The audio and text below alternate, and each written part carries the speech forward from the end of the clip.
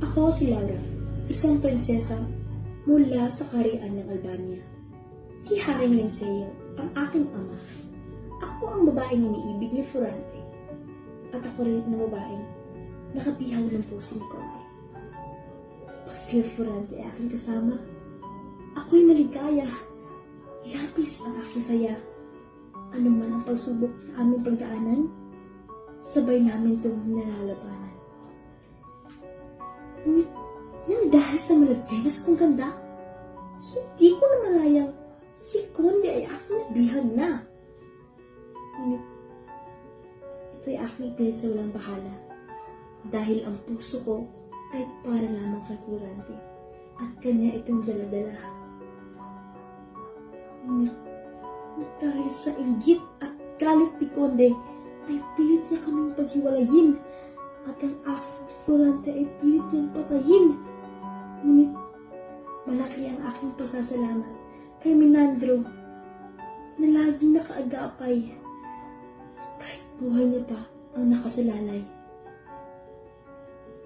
Ang pag-ibig ko kay Florante ay hindi magbabago at kailanmay hindi maglalaho. Tadhana ba'y kay pait? At para bang wala ng pag-asang sa aming nakakapit? Labis ang aking pagdaramdam nang dahil sa isang taong akala kong maaasahan. Ngunit ako'y pinagtaksilan. Nang dahil kay Kondeng Adolfo kay sama, pinatay niya ang aking sariling ama. Kaya ako tumakas sa aming palasyo. Iniisip na, kaya ko rin takasan si Conde Adolfo. Ngunit sa aking pagtakas, para bang may mga matang nakatingin sa akin. Ako nagulat na makita ko si Conde. Pilit akong binabalik sa amin.